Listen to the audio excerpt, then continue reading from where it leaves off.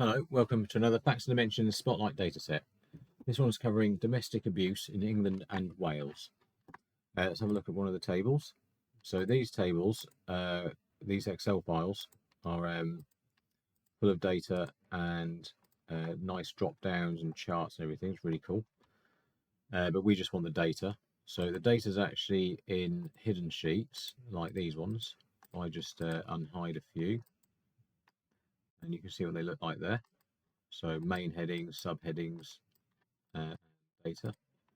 So we've loaded all of those sheets into one table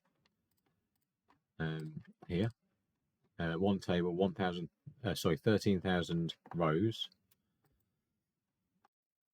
And here's some of the example data. So you can see the measure category that's taken from the heading here, and the measure name is taken from these headings here on all these different sheets. There's plenty of other sheets.